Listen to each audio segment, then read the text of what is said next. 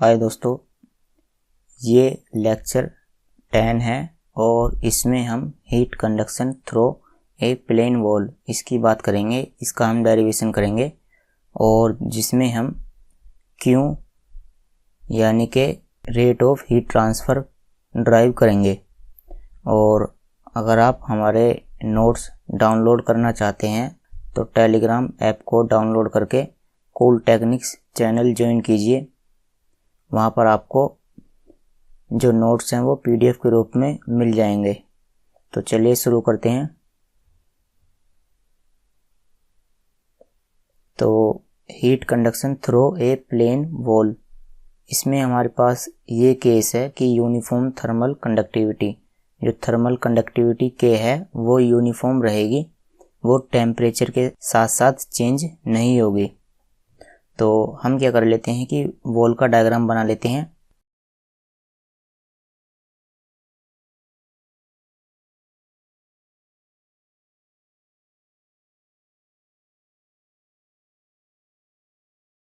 देखिए ये वॉल का डायग्राम है और जो ये वर्टिकल एक्सिस है ये टेम्परेचर को डिनोट करती है। तो मान लेते हैं कि इसके जो लेफ्ट फेस का जो टेम्परेचर है वो T1 है और इसके जो राइट फेस का जो टेम्परेचर है वो T2 है और इसकी जो टेम्परेचर प्रोफाइल है वो लीनियर है। अब हम इसमें एक छोटी सी स्ट्रिप मान लेते हैं वॉल में, जिसकी थिकनेस क्या है dx, ये इसकी थिकनेस है dx और इसकी डिस्टेंस जो है लेफ्ट फेस से वो कितनी है x। मान लेते हैं कि जो वॉल की थिकनेस है वो कितनी है कैपिटल L और वॉल का जो क्रॉस सेक्शनल एरिया है वो क्या है कैपिटल A। तो यहाँ पर देखो वॉल का क्रॉस सेक्शनल एरिया दिखाई नहीं दे रहा है, तो मैं क्या करता हूँ आपको एक अलग से वॉल बनाकर दिखा देता हूँ। तो जैसे कि वॉल कुछ इस तरह की दिखाई देगी हमें।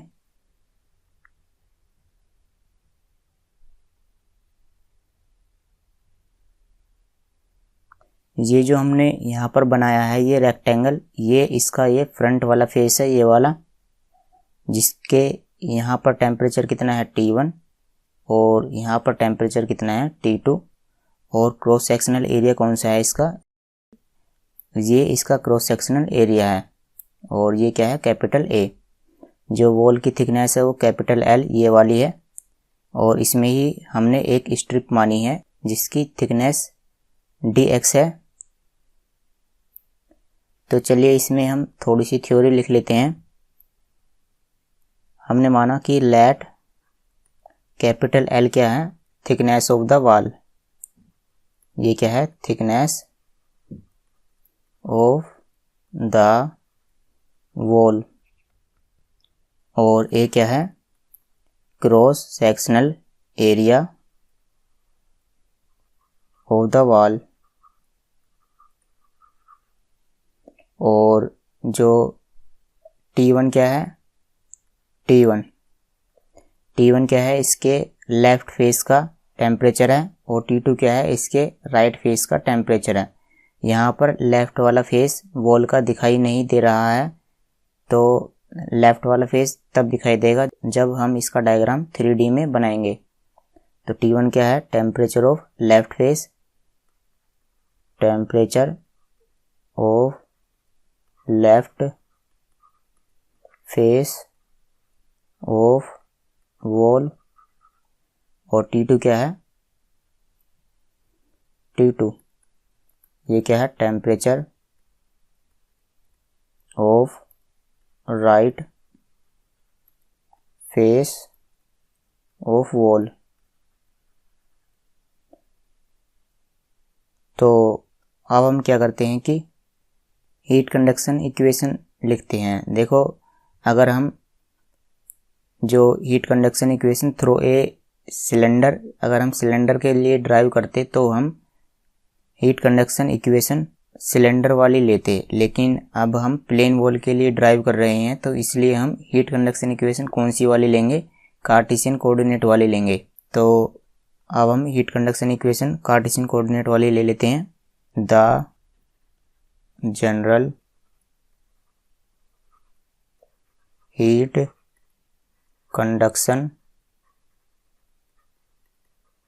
Equation for Cartesian coordinates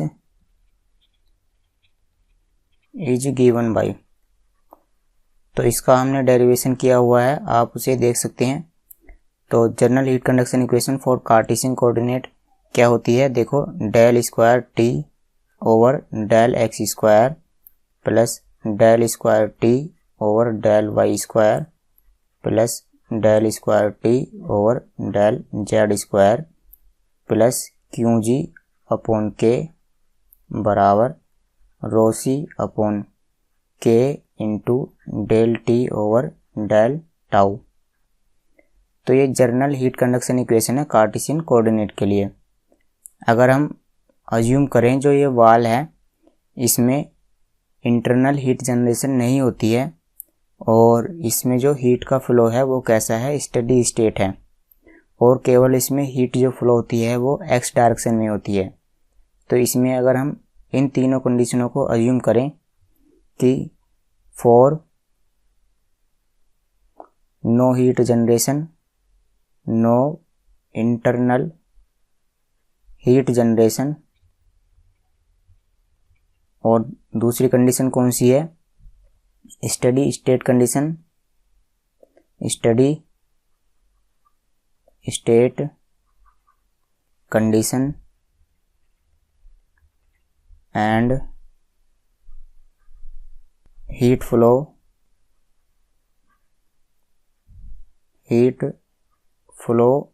in x direction only. तो हमने यहाँ पर तीन कंडीशन अज्यूम करी है कि जो हीट जनरेशन है वो भी नहीं है, और ये जो है स्टेडी स्टेट कंडीशन है, और जो हीट फ्लो है वो केवल एक्स डायरेक्शन में होता है। तो इसका मतलब क्या है कि जो इंटरनल हीट जनरेशन नहीं है तो हमारे पास क्यू जी की वैल्यू क्या हो जाएगी, 0 हो जाएगी। इसी तरह से del T over del tau की वैल्यू भी क्या हो जाएगी, 0। तो del T over del tau बराबर 0। और जब हीट जनरेशन केवल एक्स डायरेक्शन में होता है तो del square T over del Y square और del square T over del Z square ये दोनों भी 0 हो जाएंगे। तो हम कह सकते हैं कि del square T over del Y square बराबर 0 और del square T over del Z square बराबर 0। तो ये सब कुछ 0 हो गया, बस हमारे पास क्या बचा, ये बचा del square T over del x square.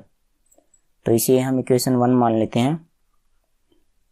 तो ऐसे लिख लेते हैं कि यहाँ पर फ्रॉम इक्वेशन 1, फ्रॉम इक्वेशन 1 तो क्या हो जाएगा, del square T over del x square बराबर 0। ये सारी टर्म 0 हो जाएंगी। तो हमारे पास ये इक्वेशन मिली। अब हम क्या करेंगे, इसका 2 बार इंटीग्रेशन करेंगे। तो by integrating this equation twice then we get, तो हमें क्या मिलेगा, देखो इसका एक बार इंटीग्रेशन करेंगे तो क्या मिलेगा हमें, del T over del x बराबर C1। तो ये पहली बार हमने इंटीग्रेशन करा तो हमें ये मिला, और दोबारा से इसका इंटीग्रेशन करते हैं तो हमें क्या मिलेगा, देखो ये मिलेगा हमें t इक्वल टू ये C1 और इसके साथ हम x लगा देंगे, और एक हम अपने पास से एक और कांस्टेंट इसमें ऐड कर देंगे। तो 2 बार इंटीग्रेशन करने के बाद हमें t की वैल्यू कितनी मिलती है, C1x प्लस C2, जहाँ पर C1 और C2 क्या है, कांस्टेंट ऑफ इंटीग्रेशन है। तो चलिए क्या करते हैं, C1 और C2 की वैल्यू हम फाइंड कर लेते हैं। इसे हम इक्वेशन 2 मान लेते हैं, और C1 और C2 की वैल्यू फाइंड करने के लिए हम यहाँ पर बाउंड्री कंडीशन अप्लाई करते हैं। तो अप्लाइंग बाउंड्री कंडीशन, तो अप्लाइंग बाउंड्री कंडीशंस।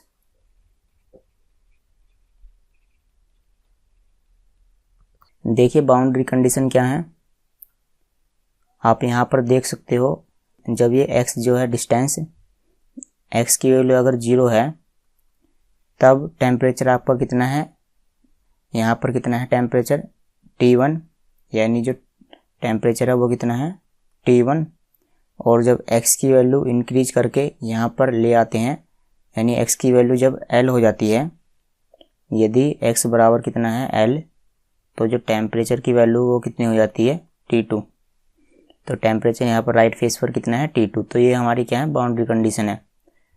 तो इन्हें हम यहाँ पर लिख लेते हैं, यानी जब x की वैल्यू 0 है तो टेम्परेचर कितना है T1, और जब x की वैल्यू L है तो टेम्परेचर कितना है T2।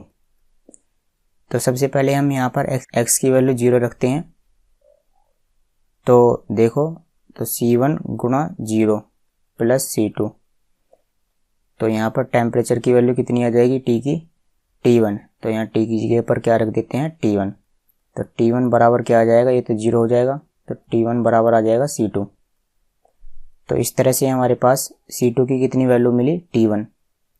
और अब हम x की जगह पर L रख देते हैं। तो यहाँ पर x की जगह पर L रखिए, तो C1 into L plus C2 की वैल्यू कितनी है, वो T1 है, तो यहाँ पर हमने T1 रखा। और यहाँ पर T की वैल्यू हमें कितनी रखनी है इस बार T2। तो यहाँ से C1 की वैल्यू कैलकुलेट कर लो। तो यहाँ से C1 की वैल्यू निकालेंगे तो कितना आ जाएगा, ये T2 माइनस T1, ये प्लस का था इधर की तरफ आकर माइनस का हो गया, और ये L कहाँ जाएगा डिवाइड में। तो इस तरह से हमारे पास C1 की वैल्यू कितनी आ गई T2 माइनस T1 बटे L। अब C1 और C2 की वैल्यू को हम इक्वेशन नंबर 2 में पुट कर देते हैं, तो हमारे पास टेम्परेचर आ जाएगा। तो T इजकल टू, यहाँ पर C1 की वैल्यू रखेंगे, तो C1 की वैल्यू कितनी है T2 minus T1 upon L into, और ये कितना है x प्लस, और यहाँ पर C2 की वैल्यू रखेंगे, तो C2 की वैल्यू कितनी है T1। तो ये हमारे पास टेम्परेचर की वैल्यू आ गई। अब देखो ये जो टेम्परेचर आया है ये क्या इंडिकेट करता है, ये जो इक्वेशन है ये इंडिकेट करती है कि जो टेम्परेचर प्रोफाइल है वो लीनियर है। अब लीनियर क्यों है, क्योंकि टेम्परेचर जो है वो थिकनेस के साथ साथ वेरी कर रहा है। जैसे यहाँ पर टेम्परेचर T1 था और यहाँ पर टेम्परेचर कितना है T2, तो जो टेम्परेचर है वो इसकी वॉल की थिकनेस के साथ साथ वेरी कर रहा है। तो जब यहाँ पर x की पावर कितनी है, x की पावर यहाँ पर 1 है, तो इसका मतलब क्या है कि जो टेम्परेचर है वो लीनियरली डिपेंडेंट है थिकनेस के ऊपर। अगर x की पावर 2 होती तो वो क्वाड्रेटिक हो जाता। तो हम कह सकते हैं कि ये वाली जो इक्वेशन है क्या इंडिकेट करती है, जो टेम्परेचर डिस्ट्रीब्यूशन है वो कैसा है, लीनियर है। ये लीनियर का मतलब वो इस तरह से इसकी प्रोफाइल बनेगी, एक स्ट्रेट लाइन बनेगी। तो यहाँ पर लिख देते हैं कि this equation indicates that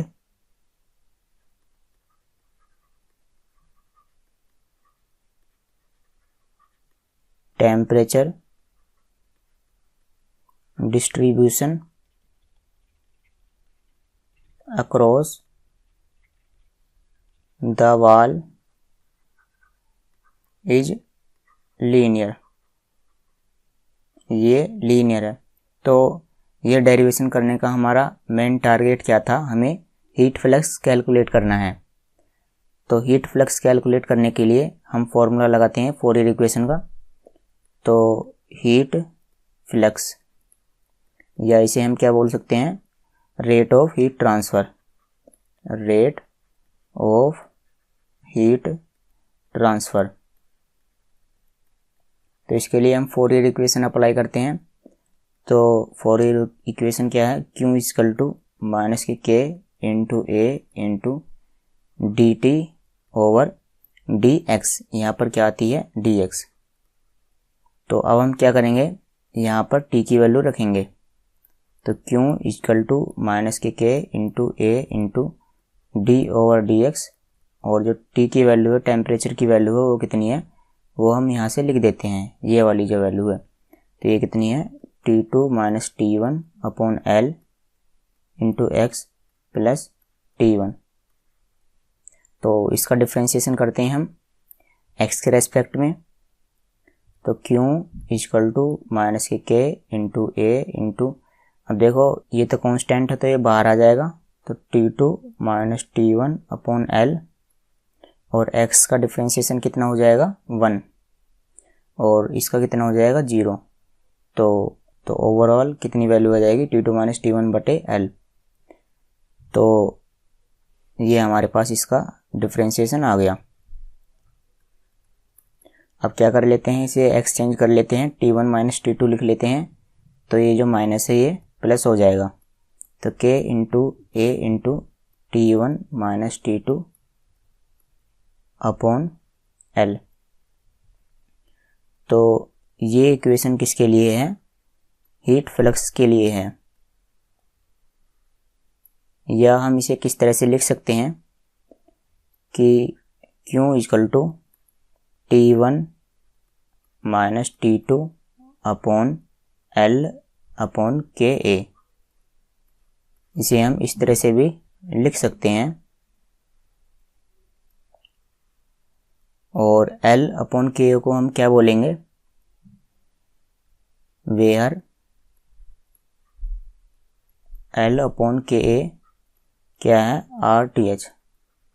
RTH क्या है हमारा थर्मल रेजिस्टेंस। ये क्या है थर्मल रेजिस्टेंस।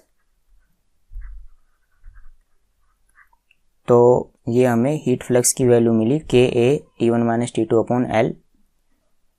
तो ये डेरिवेशन इतना ही था।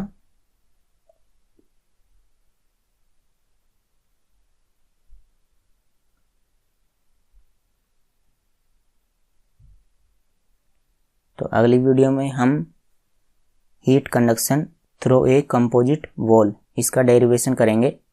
और अगर आपको इसकी PDF डाउनलोड करनी है तो आप टेलीग्राम ग्रुप को ज्वाइन कर लो, आपको वहाँ पर सेम यही वाली लाइनें PDF के रूप में मिल जाएंगी। तो thanks for watching the video. मिलते हैं नेक्स्ट वीडियो में जल्दी।